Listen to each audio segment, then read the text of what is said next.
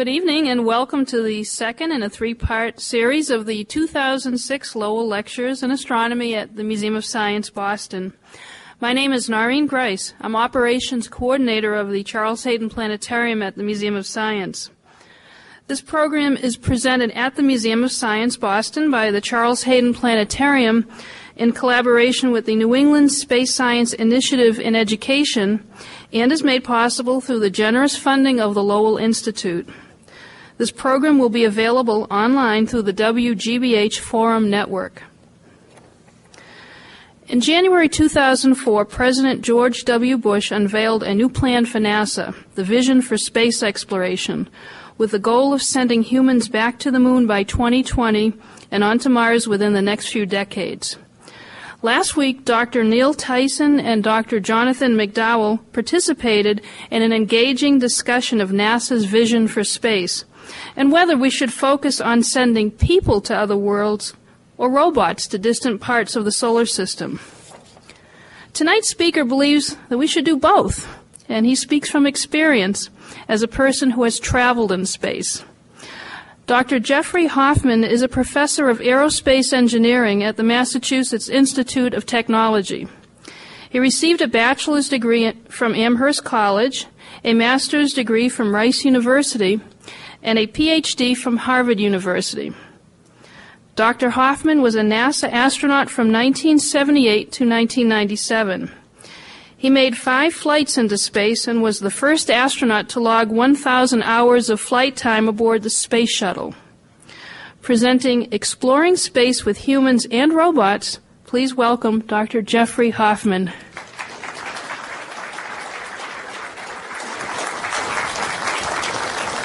Thank you, Noreen. Well, you see a lot of pretty pictures up there. Right now, this is science fiction.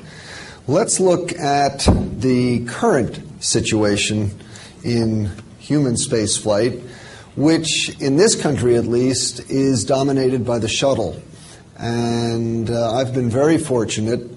I was in the first group of shuttle astronauts selected in 1978, as Noreen said, to be the people who would bring the shuttle into operation. And I flew on the shuttle basically during its heyday. Despite the difficulties that the shuttle has had, I have a strong affection for it because it's allowed me to have a lot of remarkable experiences.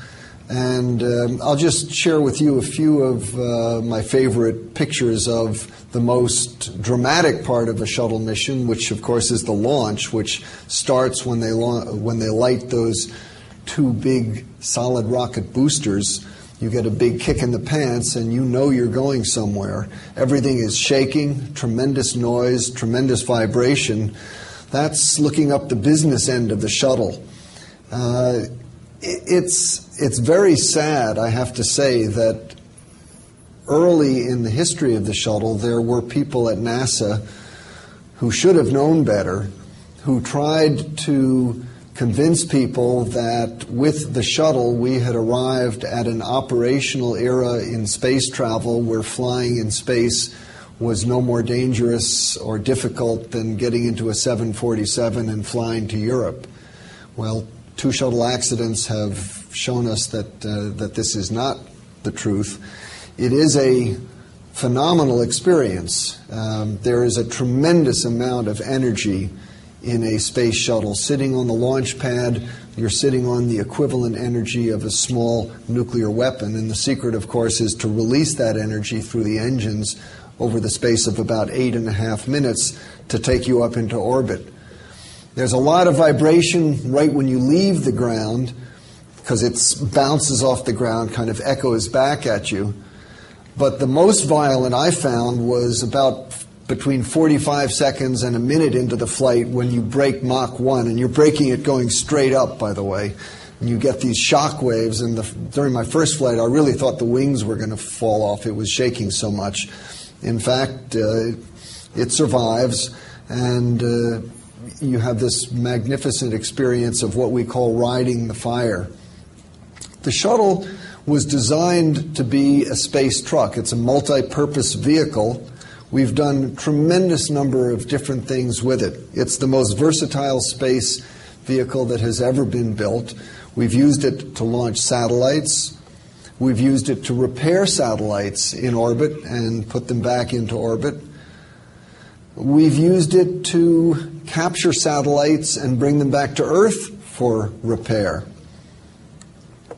We've outfitted it with the Space Lab built by our European partners and used it before the era of the space station to do scientific research. We used it as part of our partnership with the Russians, which is still continuing, first as part of the Mir space station, where we actually prolonged the useful life of Mir by several years through logistical supply visits with the shuttle. And now, of course, we're using it to build the new International Space Station, which is a huge international partnership. And how can I not mention the fact that we used it to maintain, rescue, repair the Hubble Space Telescope? This was, for me, probably my most exciting mission, certainly the most significant. I started life as an astronomer, so both as an astronomer and an astronaut, to put my hands on the Hubble Space Telescope in orbit was certainly the thrill of a lifetime. And knowing that we were able to bring it into full operation where it's done the spectacular research that I'm sure you're all familiar with was extremely satisfying. People often ask me when I gave up my career as a research astronomer to become an astronaut, don't you think you're going to miss your research? And of course I did, because I really enjoyed it, but I'm glad to say I probably did more for astronomy by fixing Hubble than I ever would have had I stayed an astronomer doing research. However, despite all of the wonderful things that the shuttle has done, we all remember not only the Challenger accident back in the mid-'80s, which was early in the history of the shuttle, an accident from which we recovered and went on to fly 75, even more than 75 more flights before that terrible day in early February of 2003 when the Space Shuttle Columbia, on which I've flown 2 times, disintegrated during re-entry.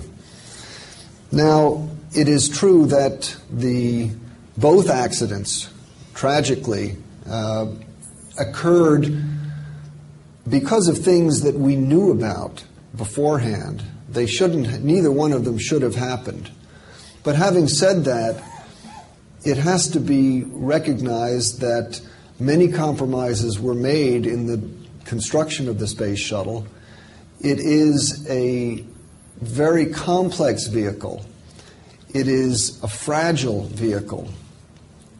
We are working in space in a very, very unforgiving environment. It's unforgiving of mechanical failures, and it's unforgiving of human mistakes. There are more robust ways to travel in space.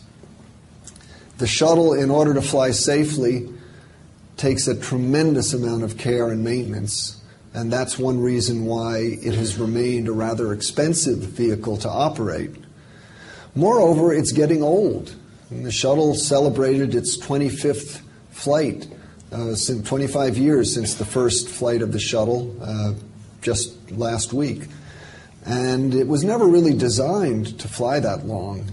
Yes, they were designed for 100 flights, but because we thought that the flight rate was going to be much higher, the actual calendar age was expected to be maybe 10 years before you retired a shuttle.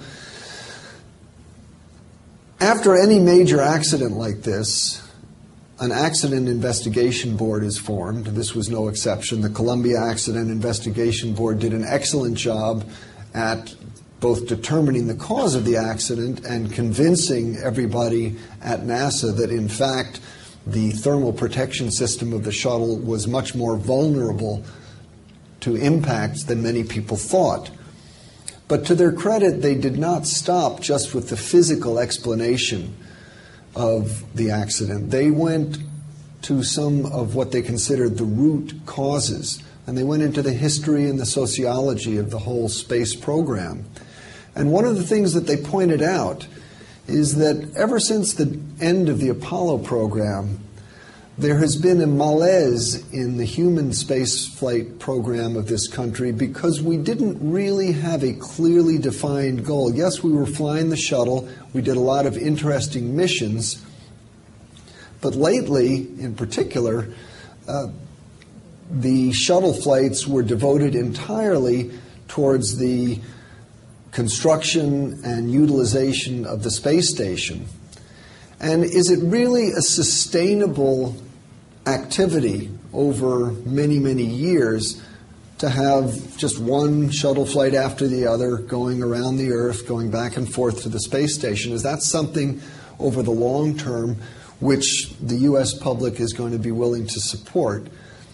And just as important, is it worth the risk to human life and the expense?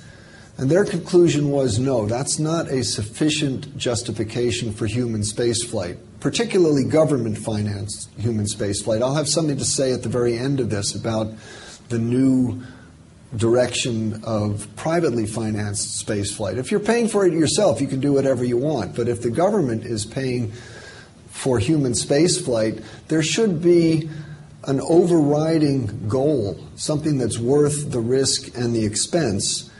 And the conclusion of the Accident Investigation Board is that that goal can only be exploration. Exploration is what we started human spaceflight for, and that's what we should be doing if the government is going to continue to sponsor it. And that's what led to this new exploration vision. A sustained approach to both human and robotic exploration of the solar system, starting with the moon, but with our eyes on Mars and perhaps other places besides. If it were not for the international commitments that we have to partners all over the world to finish the construction of the International Space Station, I strongly suspect that the shuttle would never fly again.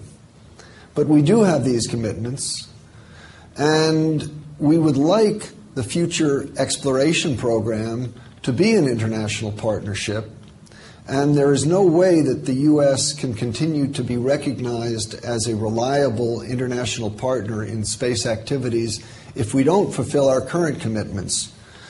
So in addition to trying to make this vision of exploration come to pass, at the same time, we have the challenge of bringing the shuttle back to flight status.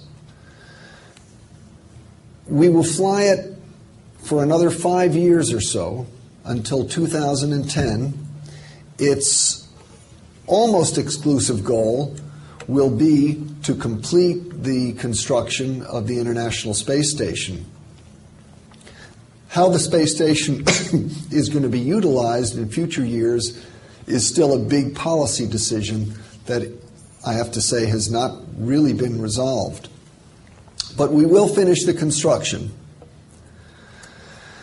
And I'm happy to say that the current administrator has said that he wants to make a commitment to make one last repair and maintenance mission to the Hubble Space Telescope. We've been up there 4 times. I couldn't agree with you more. The Hubble still has lots of life left in it.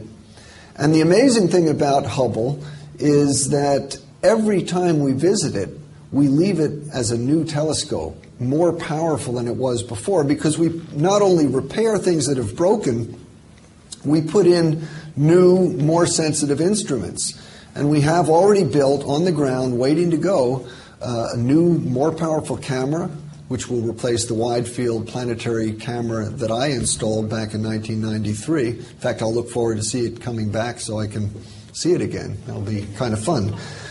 And they'll put in a new spectroscope, much more powerful than the one which is in there, which in any case has failed. So we'll leave it with almost an order of magnitude more sensitivity than it has now, which means that a whole new discovery space will be opened up. And yes, eventually we will have the Webb Space Telescope, but Hubble still has the best resolution of any space telescope, and it's sensitive into the ultraviolet. So I'm delighted that hopefully we'll go and do this. But for all that, the missions to the space station and the Hubble Space Telescope, the time will come when the shuttle will make its last flight, and we'll see it come down through the atmosphere one last time, hear the sonic booms over the skies of Florida, approach the runway, touch down like an airplane, go off into the hangar, and hopefully we'll earn a place of honor in the Smithsonian Institution, which already has what you see here is the Space Shuttle Endeavour, which made the approach and landing tests, the atmospheric flights, but they would like a real shuttle that's been in space, and hopefully we'll still have 3 to go around. Maybe one of them will stay in Florida, one of them in Houston, and certainly one of them in the Smithsonian. So how are we going to send people into space once the shuttle is retired? Well, we need a new space vehicle, and we want a space vehicle that is not going to be limited, as the shuttle was, to low Earth orbit. And that's, I don't say that to denigrate the shuttle. That's what the shuttle was designed to do. That's why it has wings. It has wings so that it can fly back through the atmosphere and land on a runway. Well, you don't need wings to go to the moon. I mean, there's no atmosphere and there's no runways on the moon.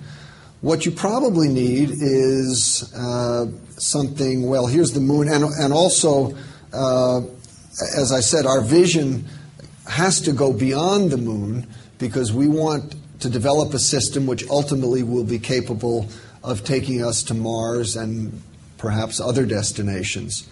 As I said, you don't need wings to do this, and so it's no surprise that what we're thinking about building, since it will be going to the moon and back, looks remarkably similar to the old Apollo capsules, which a lot of the people in the audience are old enough, like me, to remember.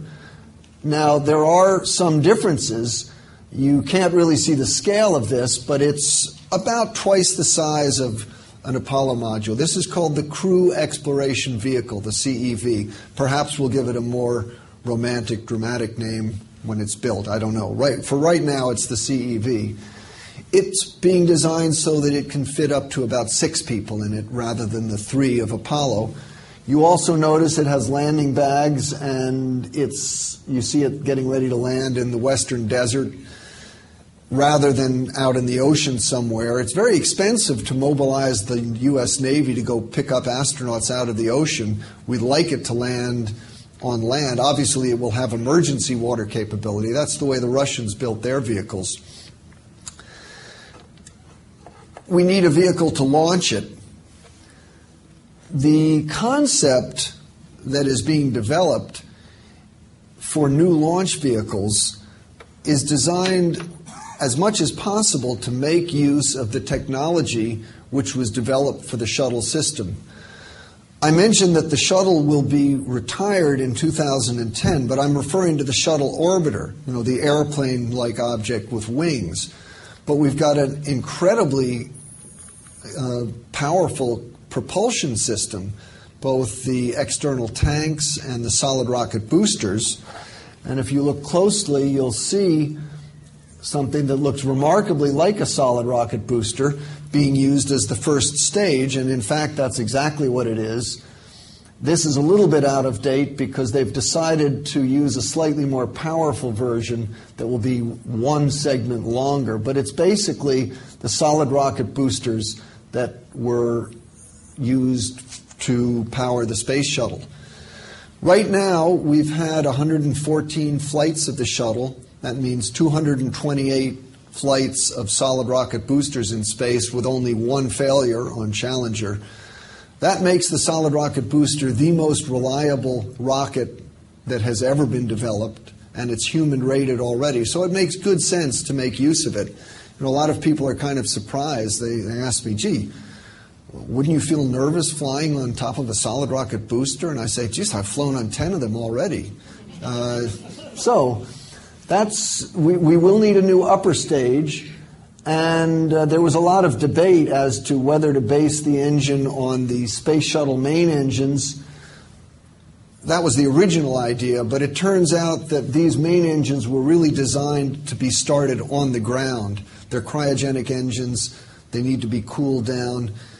People thought that it would be relatively easy to redesign them, but when they got into the details, they found out that, in fact, the design of the old Apollo upper stage engines would be a lot easier to duplicate and bring up to 21st century technological standards than to redesign the shuttle main engine. And so that's probably what we're going to end up using. There's still a lot of discussion, but it looks like we will be using a derivative of the old Saturn J2 upper stage engine, as I say, updated to 21st century electronics and materials and other parts of our modern technology.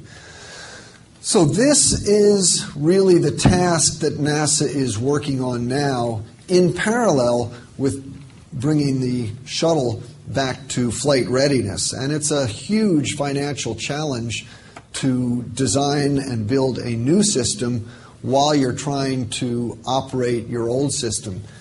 It's the right way to go about things. I certainly don't like the idea of retiring one system before you're ready to go with the other. We're probably going to end up having to do that in any case because we are almost certainly not going to be able to get this new system ready to go by 2010 when the shuttle is retired. How long a gap there will be in our national capacity to launch humans remains to be seen. Part of it depends on the budget. Part of it depends on the technology, the speed of the technology and testing. It's an open question. It's something that a lot of people are concerned about. The early missions of this new vehicle will almost certainly be to ferry crews back and forth to the International Space Station, will remain docked to the space station to act as a lifeboat. What we're going to try to do is to make it possible to have a crew of up to 6 people permanently living on the space station, as opposed to the 2 or 3 people that have been there so far. The 2 people who are up there now spend almost all their time just taking care of the station. It doesn't give them a whole lot of time to do much scientific research. So we'll see what actually happens. As I say, the long-term future of the space station, particularly the U.S. utilization of the station, is still an open question, and I don't really know what the long-term answer to that is going to be. But this is not the long-term vision for human spaceflight. We really want to get on with exploration. And that means that in addition to this crew exploration vehicle and the associated launcher, we are going to have to develop a whole suite of exploration hardware which will be capable of taking us to the moon. Now again, you'll see certain similarities with Apollo and certain differences. One of the biggest differences is that this has to be a sustainable program of education. And I'll have more to say about sustainability later because it's critical to this vision. We're not just going as part of a race to beat another country. We're not just going to plant a flag and leave footprints. We want to develop the capability to actually live on the surface of another planetary body. Going to Mars is a huge step beyond the moon. It's a long trip to get to Mars, 6 months, unless you can go as fast as the Pluto New Horizons mission, but that's a small probe, and so we have powerful rockets that actually were able to get to the moon in just a couple of hours, and it's just gone past the orbit of Mars. For those of you who haven't been following it, New Horizons was launched in the middle of January. It's already gone by the orbit of Mars. It's the fastest object that's ever been launched out of Earth orbit. We don't have propulsion systems yet that are powerful enough to get humans to Mars that fast. So it's going to be a long trip. And because of that, by the time they get there, if you want to spend any time at all on Mars, you're going to have to wait a whole nother cycle before the Earth and Mars line up again. So you're going to be on the surface of Mars for upwards of a year or even a year and a half. We need to learn how to live on the surface of another planet, how to protect ourselves from radiation, how to utilize the resources on the surface of that planet. It's a lot easier to learn to do these things on the moon because if something goes wrong, you're only 3 days away from coming home. And you can come home any time. You don't have to wait like you do when you're on Mars to get realigned with the Earth. So I think we have a lot of learning to do to get, first of all, the capability back that we had during the Apollo era. We had an extraordinary ability to launch heavy payloads and to get ourselves to the moon, and we threw it away. It's hard for a lot of people to appreciate that we don't know how to do it anymore. We're going to have to learn again. The people who designed and operated Apollo are no longer with us. They're either dead or retired, and a new generation of people have to develop the hardware and learn how to operate it so that we'll be able to make these trips to the moon. In order to launch all that hardware to the moon, in addition to the human crew launcher, we're going to need another heavy lift launcher to replace the Saturn V, which was the most capable launcher that has ever been developed to date. Again, the plan is to make use of shuttle hardware using solid rocket boosters. You notice the similarity of the main body to the external tank with a whole slew of either shuttle or Saturn-derived engines and a very large payload on top capable of carrying anywhere from 100 to 125 tons into orbit around the Earth. So this is the suite of hardware that will have to be developed in order to send us to the moon. We'll go up mounting the lunar transportation system, that is the rockets which will take you out of Earth orbit, which will get you into orbit around the moon, land you on the moon, get you back to the Earth. All those will be launched on top of this heavy lift launch vehicle. When that's in orbit and everything has been checked out, then the crew will be launched on their crew exploration vehicle independently, will rendezvous with the lunar-bound system and be on their way to the moon. So basically, unlike in Apollo, where we did it all in one shot on top of a Saturn rocket, the current concept is that every major expedition to the moon will require these two launches, one of the heavy lifter and one with the crew vehicle. So that's the concept. What I've shown you here is hardware. And there is a tendency at NASA to concentrate on building rockets, on hardware. But frankly, running a successful program like this takes a lot more than hardware. Anytime you're asking to spend billions and billions of dollars of the public money, you've got to look at the policy background behind what you're doing. And that's what I'd like to talk about a little now, because if I just left you with the vision of the hardware, I've only told you a small fraction of the challenge that faces us. This has to be, as I said before, a sustained effort. It's not a one-shot deal. We're looking at decades of exploration activities in the future. What does it take for a sustained program of exploration? We have talked a lot about this. Let me just remind you, when President Kennedy challenged us to go to the moon, remember his words, "We will send a man to the moon and bring him back safely before the end of the decade." Period. There was nothing about sustainability. It was not designed to be sustainable. It was designed to basically beat the Soviets as part of a Cold War competition. And we were successful. If Neil Armstrong had put one foot on the surface of the moon, planted the flag, gotten back in the lunar vehicle, taken off, and we had never gone again, we still would have satisfied Kennedy's challenge.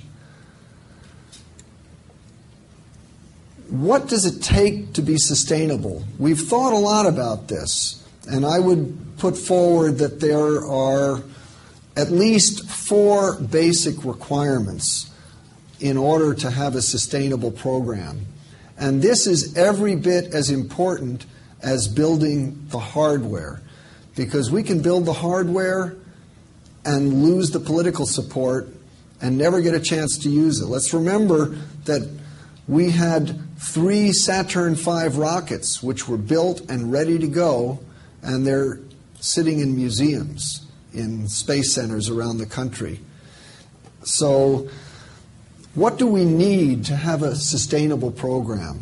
Well, obviously it has to be affordable. Now, of course, affordability, just as in our personal life, is always a relative question. But what it seems to mean for NASA is the recognition that this, in fact, is not an Apollo program. During the heyday of Apollo, we were spending almost 5% of the federal budget on NASA. That's not going to happen again. And the president, when he gave his speech in January of 2004, made it clear that the program has to be affordable, and that means that NASA is going to have to do it on roughly a constant budget. NASA's budget is doing okay in an era where discretionary spending is under constant threat. So far, NASA has managed to avoid any major cuts. But the idea that we're going to get a lot more money to do this exploration, it's just not going to happen. So what that really means is that NASA is going to have to reprogram its money. Hopefully, when the shuttle stops its operation, and eventually will phase out support of the space station operations, that will make more money available for exploration. But the budgets are going to be tight, and of course, I assume most of you have heard that this is introducing considerable difficulties within the scientific community that's traditionally been supported by NASA, that they're feeling the effect of this budget crunch. But this is the basic reality of what it's going to take to do an exploration program. A larger and larger percentage of NASA's budget is going to have to be devoted towards exploration, or else it's not going to happen. The next thing for a sustainable program is what we call policy robustness, political support. Well, what does that mean? What it means is this. This is a long-term program. It is not President Bush's exploration program. It has to become a national exploration program, because it's not going to be this administration. It's not going to be the administration that gets elected in 2008 or even in 2012 even that might have to make the ultimate decision that we should go to the moon. The hardware which I showed you, only the crew exploration vehicle and the launcher have actually been approved for NASA to go ahead and build.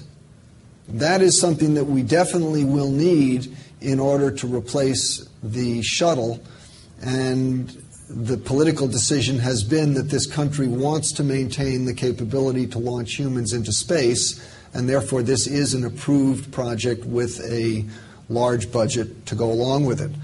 But all those other beautiful pictures that I showed you are right now nothing more than pictures. They're part of the plan, but there's no real money going into them.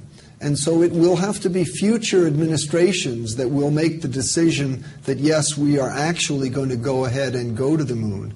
There's no guarantee that this will happen. If the political support is not maintained, then it could be that we'll end up stuck in low Earth orbit for another generation. It remains to be seen. There's no certainty about any of this. These are the plans. We think that we have the technology to build these things, but as I said before, when you're asking for billions and billions of dollars of public money, you need more than technology. You need the political support, and that will be a challenge. Risk management. Well, we talked about the loss of Columbia. That's not been the only fatal accident.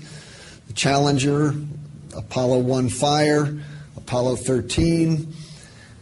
Risk is a part of exploration.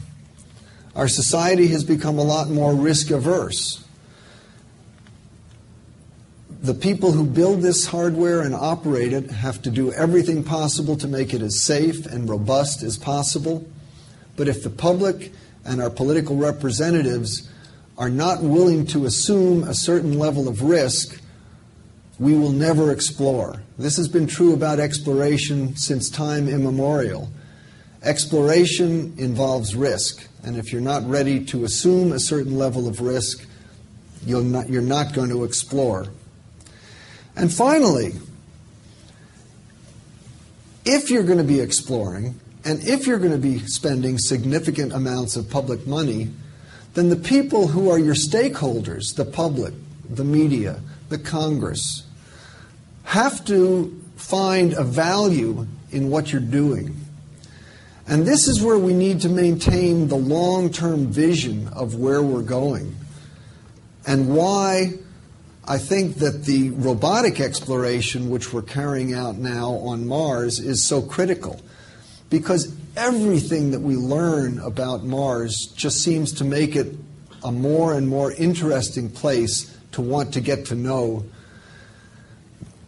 The critical questions that we're asking about Mars have been shaped by our realization that it seems like there was a time way back in the history of Mars when the planet was probably warmer and a lot wetter than it seems to be today.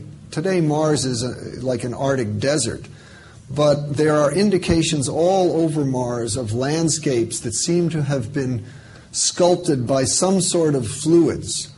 So the watchword for the exploration of Mars, everybody get this? Water on Mars. Follow the water. Because every place on the Earth where we have found liquid water, we have found life. And not only that, but the more we've learned about the history of life on Earth, what we've come to appreciate is that as soon as conditions on Earth evolved to the point where the Earth was capable of supporting life, life developed extraordinarily rapidly. So if there was a time in Mars's history when there was liquid water, did life also develop there?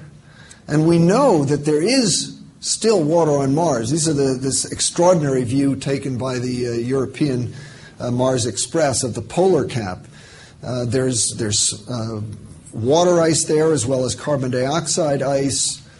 And of course, we see these pictures from the orbital explorers of these gully-like features, which certainly any place on the Earth where we saw this, we would say there's water seeping out there.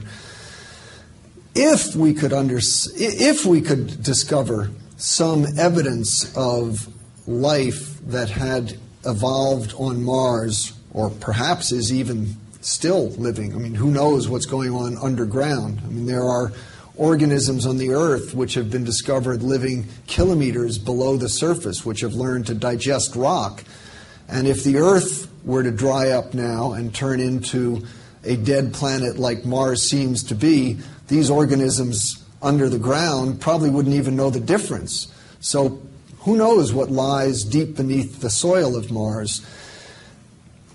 And for our understanding of biology, and certainly biology and biotechnology is one of the critical intellectual growth areas of the 21st century, and yet our entire knowledge of biology is derived from one type of life, the life that we know here on Earth.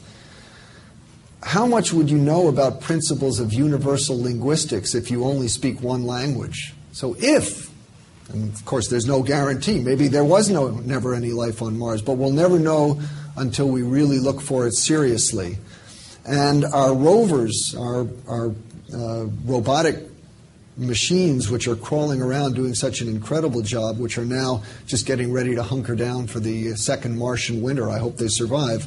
But they've found all these evidences, and they can look closely at the mineralogy, and they clearly have found certain minerals, like in this scene here, which, again, by earthly standards, could only have been deposited in a saline, wet environment. So there's tremendous excitement awaiting. I said that I wanted, since I'm talking about the future of human spaceflight, I'm going to leave Mars for a little bit and just finish up with one. It's kind of, I look at it as a wild card. But there is an extraordinary development that is taking place, and that is there is a generation of billionaires who turn out to be space nuts.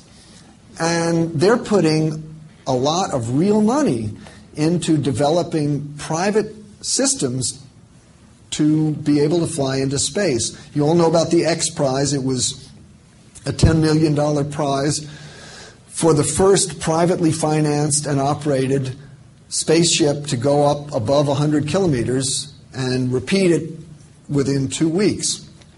This was won by Burt Rutan's Scaled Composites Spaceship One, financed by Paul Allen of Microsoft fame.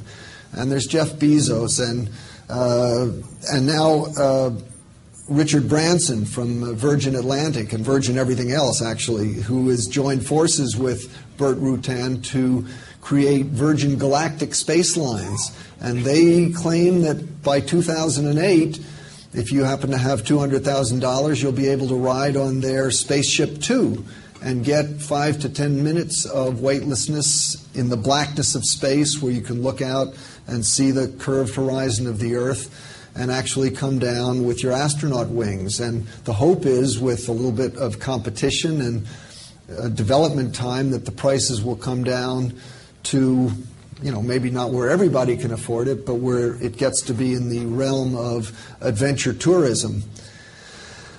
Sooner or later, these people are going to be successful. I don't know how long it's going to take. NASA would love to see them be successful, and actually the current administrator has set aside $500 million, which he is willing to use as seed money to help some of these people, because when you actually look at NASA's budget, I showed you how much of it is going towards the space station and the space shuttle. I mean, almost half the budget is going to maintaining an infrastructure to launch people into space and to take care of them when they get up there. If those services could be financed through the private sector, through space tourism, and NASA could buy those services at the marginal cost of providing them rather than have to provide the entire infrastructure, they could get those services a lot cheaper, and that money could then, the money that's saved, could be used for exploration, which is what NASA should really be spending its money on. So, as I say, this is all a wild card, but these days you can't talk about the future of human spaceflight without recognizing the possibility that there's going to be a fundamental shift in the paradigm, and that private spaceflight, sooner or later, may have a large role to play. I don't know when, but someday. In the meantime, we'll maintain our vision of ultimately getting to Mars. I don't want to get deeply into this whole question of humans and robotics. As Noreen said at the beginning, I do believe that there is a good reason for both. And in fact, when humans do get to Mars, we're not going to throw away our robots. In fact, having people close by so that you can control them without a 20-minute time delay is going to make the robots a lot more capable. Mars is a big place. The surface area of Mars is as big as the land area of the entire Earth. it's going to be a long time before humans can explore that all. So we're going to have a lot of robotic exploration of Mars, even when people are there. But having people on the spot where you can repair the robots when they break and control them on real time is going to make exploration a lot more efficient. So that's the big challenge. How do we get from just the robots to a combined human-robotic exploration of the planet Mars? And then, of course, ultimately we can look ahead with what are now the science fiction visions of permanent bases on Mars. But, you know, who would have thought back when the Wright brothers first flew their airplane that in less than 70 years we would have people on the surface of the moon? So I would hope that, you know, at least in the lifetime of some people here in the audience, they may actually see things like this. In the meantime, I'll just remind you, in my last comment on this question of how we should be doing the exploration, that ultimately most of the universe is going to be explored neither by humans nor by robots because, frankly, it's too far away. It's the astronomers who will explore the universe with telescopes. And we never talk about robots versus telescopes. It's just, you know, we don't think that way. When we can send robots to a place, and right now that's limited to our solar system, we do. Otherwise, we explore passively with telescopes. But where we can get robots to in our solar system, we know that the ability to interact with the environment gives us a power to explore that you don't have when you're just looking at objects through telescopes. And similarly, humans have capabilities which even the best robots don't even come near to duplicating. But most places in the solar system right now we can't even conceive of going to. This is why Mars, I think, is the proper vision for us now, because Mars, with the technology that we can currently envision, Mars is about as far as we can imagine going. And so when we do develop the capability, I hope that we will have people going to the moon and to Mars.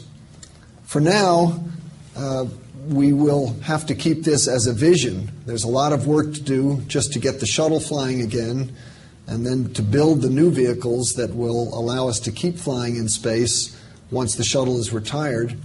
But I hope that the country will have the political will and the resolve to go ahead and carry on this commitment for this vision for space exploration. And I, for one, have been very fortunate to have been able to experience the wonder and the beauty of being in space. And I hope that we will have an inheritance, essentially, of a new system which will allow the next generation to actually fulfill this vision for space exploration. Thank you.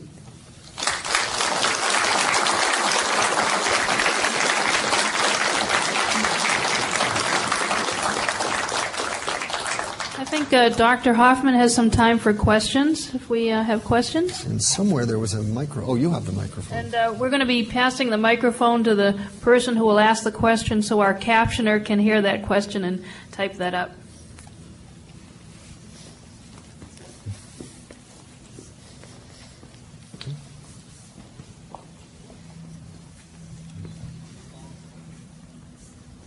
I'm wondering if you can comment a little bit about the trade-offs between NASA funding of scientific research and the push for a faster development of spacecraft. In particular, do you think it might be worthwhile to delay the Mars and lunar expeditions in order to be able to support more scientific research, especially given some of the comments that Michael Griffin made when he was in Cambridge last month, that there would be essentially no funding for scientific research? Whoa. He didn't say that. Give him a break. Science funding is going to be limited, and certain science funding, particularly life science he was referring to, is going to be postponed. And his comment was, the reason why we've been funding life science is so that we can learn how to keep people in space for a long time. If I can't even get people into space, Why am I bothering to learn how to keep them alive in space for a long time? That's the fear, is that if we retire the shuttle in 2010 and then go into an extended period, and see, you were talking about delaying going to the moon and Mars. Remember what I said up there? What we're building now is not the hardware that will take us to the moon and Mars. It's essentially a replacement for the shuttle to take people into space. It's just the crew exploration vehicle and the launcher to go with it. And the fear is that if there's too long a hiatus between the retirement of the shuttle and the development of new human spaceflight capability for this country, for various political reasons, we may just lose the will altogether, and that will be the end of human spaceflight for the United States. And that's what Griffin, I think, is trying to prevent. And yes, it requires some painful decisions, but that's the motivation behind it, is the feeling that we run a great risk by allowing there to be too long a hiatus in human spaceflight, and that's what he's trying to avoid.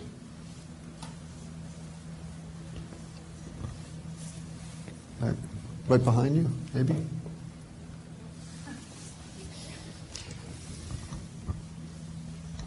Thank you. I remember when we landed on the moon in '69 and there was great enthusiasm. Everybody was enchanted.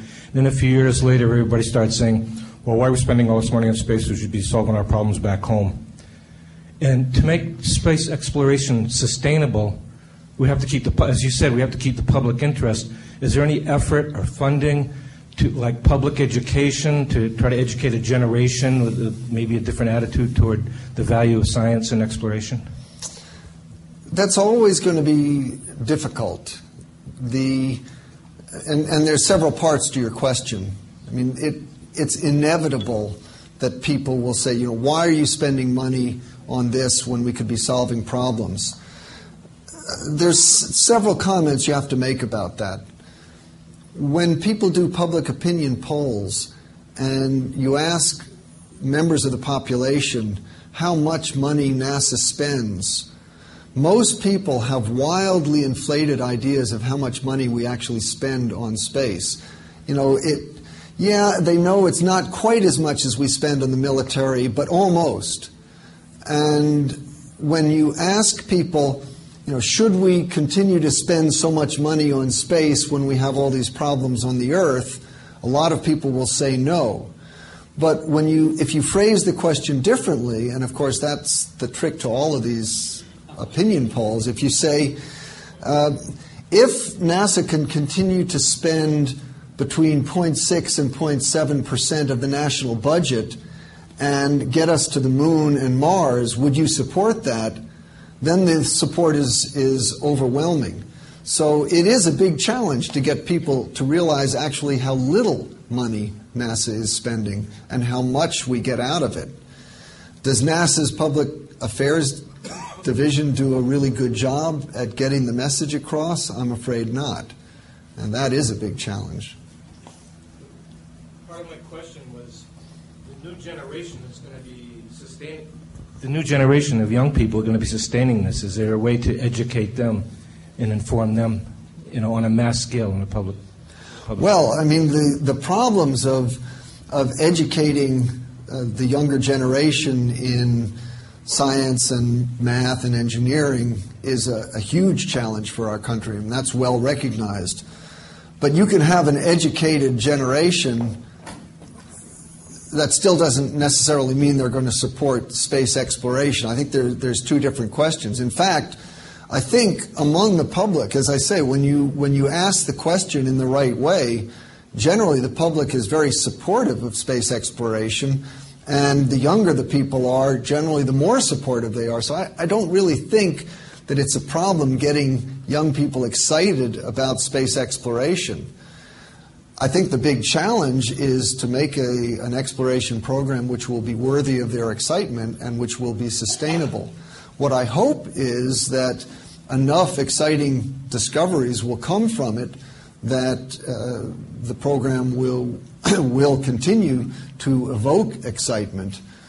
But you have to realize that ultimately it's not going to be because of the scientific discoveries that these programs excite the public. I mean, the public in general, maybe not like this audience, but the public in general does not get wildly enthusiastic about most scientific discoveries.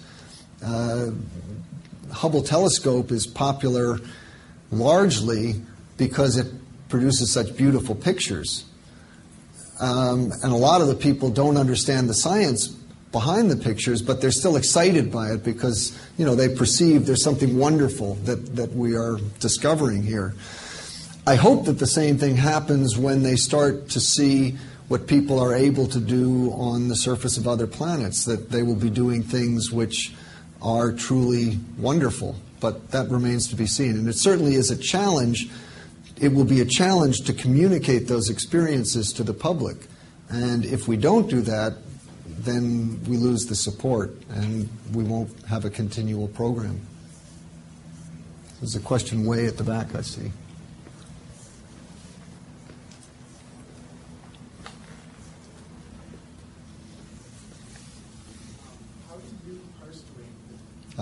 Can't hear. The mic's not on.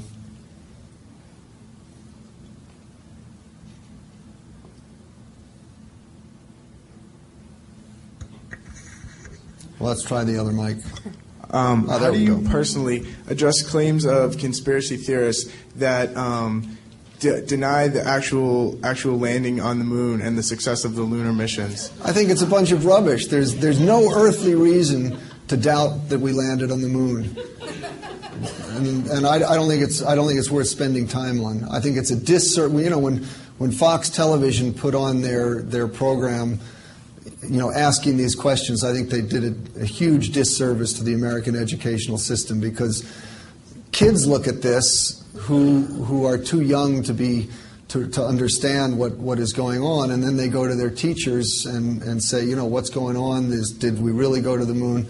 It's rubbish. I mean, we went there. And there's no earthly reason to doubt it. No lunar reason to doubt it either, for that matter. Dr. Hoffman, you give us a very encouraging view of NASA's vision, but unfortunately it's been 23 years since we've gone beyond Earth orbit. What can we do as members of the public to convince the government that sustained exploration is a worthwhile endeavor and ultimately beneficial to the human race? Political decisions, it would be easy for me to just say, write your congressman. But that's not a cop-out. How do political decisions get made? I mean, in general, support for space is reasonably broad, as I said, but it's shallow. Very few people scream if the budget for space exploration gets cut. Whereas if, food stamps or Social Security or, a whole bunch of social programs get cut, there's major political damage that the politicians have to deal with. So it really is true that if our political representatives, because let's face it, they're the people who make these decisions, if they perceive that their constituents have an interest in space exploration, they'll pay some attention. I don't think it's likely that a whole lot of political contests are going to be decided on the basis of candidates' stances on space exploration. But nevertheless, once they're in Congress, it does help to hear from the public to know that people care about this. I wish I could give you some other magic formula, but that's the way the political process works, doesn't it? Do you foresee another space race, this time with the Chinese? They seem to be getting very aggressive about space. Well, it takes two sides to make a race, first of all.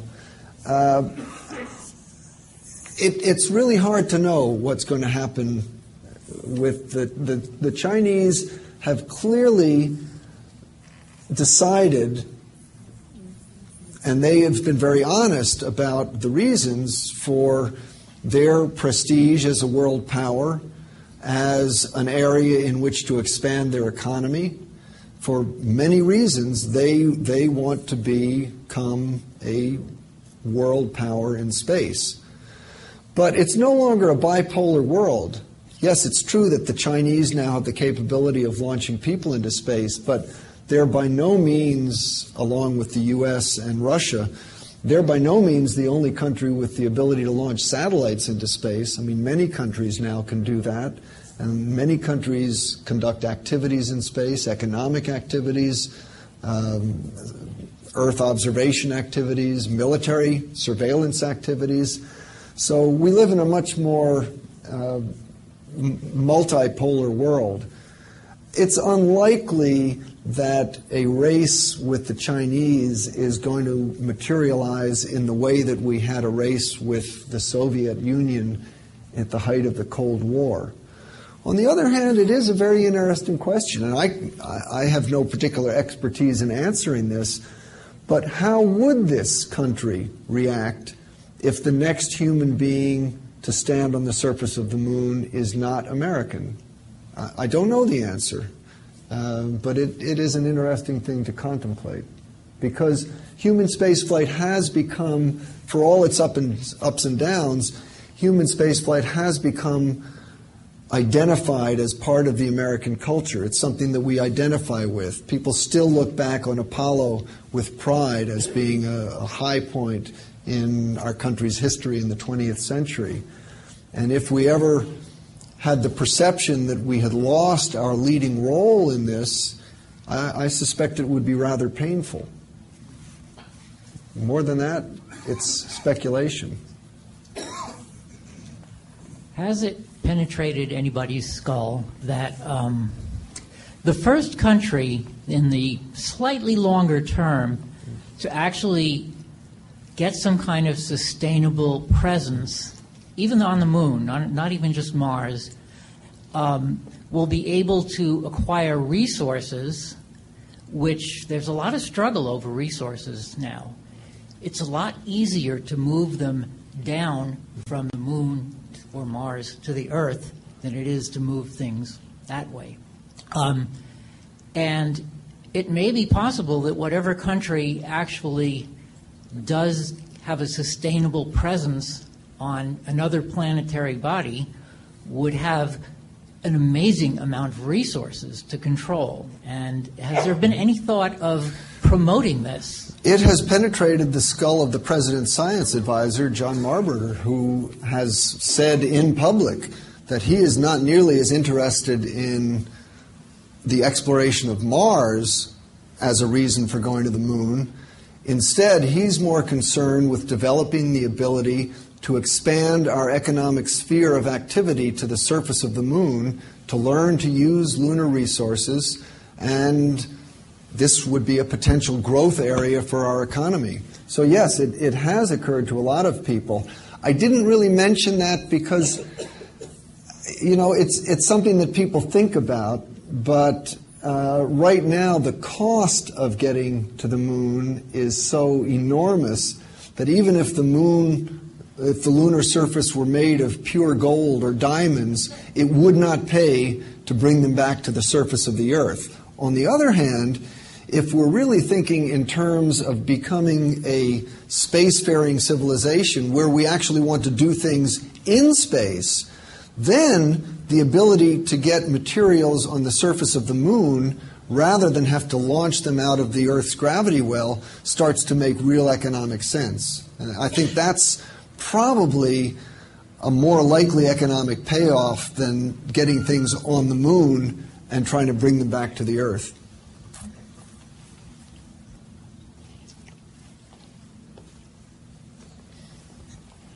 You showed us some of the images of the CEV and the New Heavy Lift Launch Vehicle, and even some artist conceptions of stuff going to landing on the moon, and how it was very reminiscent of Apollo. Do you think NASA going in that direction means they may be thinking that perhaps the guys at Apollo had it correctly, and whereas the shuttle program, whereas it wasn't a mistake, might have been maybe just a little wandering off the correct path, and now we're getting back to where we should have. Well, wait a minute. The shuttle was not designed to go to the moon. Okay, Apollo was designed to go to the moon. So you have apples and oranges. The shuttle was designed as a reusable vehicle to go back and forth to Earth orbit. So I don't want to get into the question of did we build the right vehicle for the shuttle.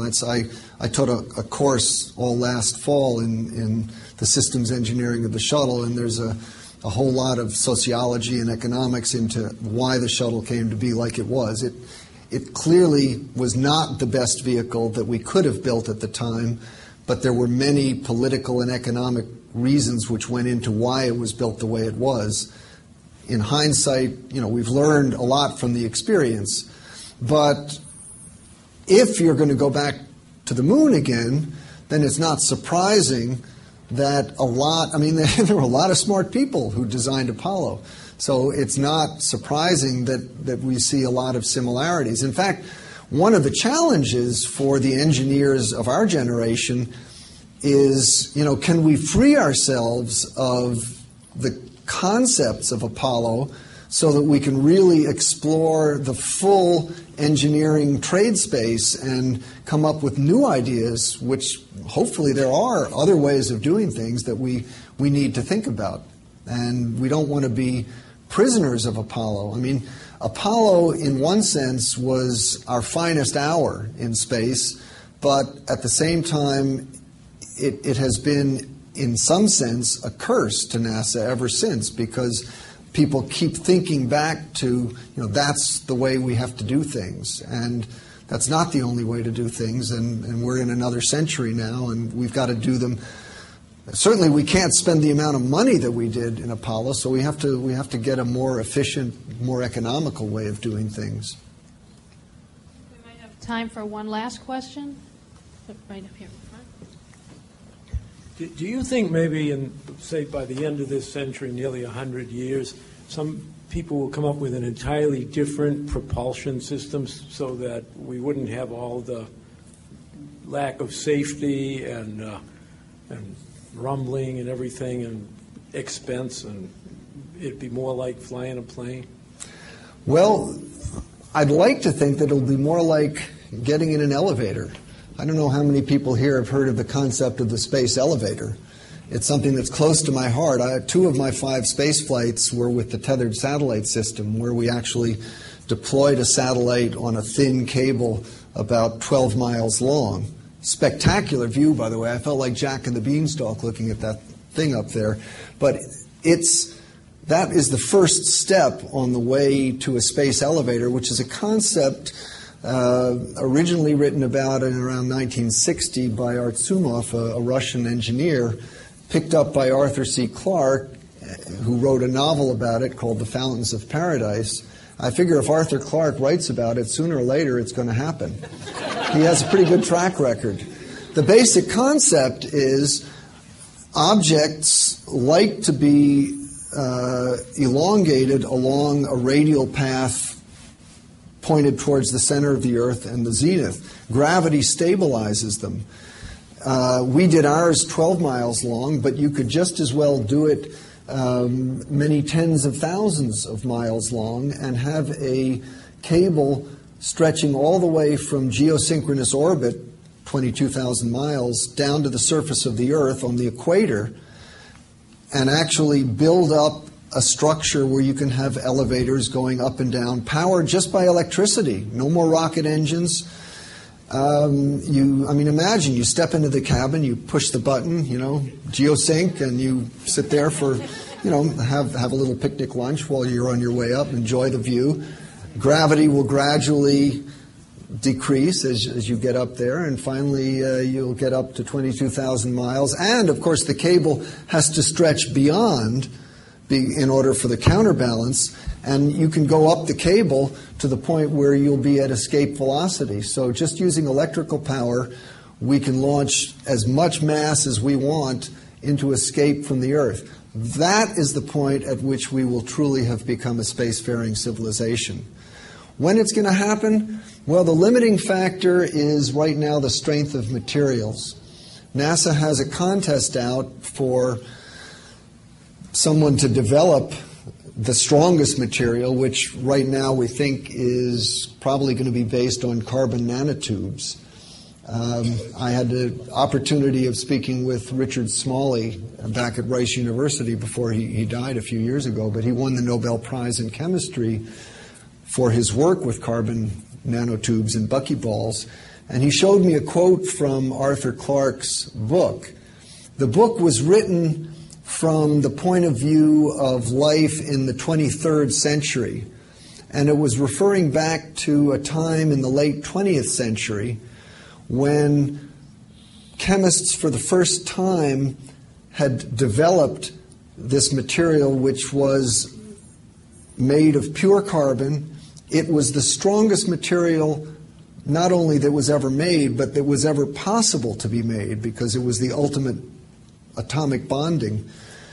And at the time, according to the book, these materials could only be produced in the size of several tens of microns, and they were worth more than their weight in pure gold. And sure enough, Smalley showed me the pictures of his carbon nanotubes late in the 20th century, few tens of microns long and worth much more than their weight in gold. And he said, someday we're going to get there. So I hope. It's a nice vision. Well, I'd like to thank Dr. Hoffman for this really interesting talk. It's amazing. Next week, we'll be concluding the Lowell Astronomy Lectures for this year with Postcards from Mars, The Endless Adventures of the Spirit and Opportunity Rovers by Dr. Jim Bell, Cornell University. Hope you can join us next Wednesday, May 3rd. Thank you.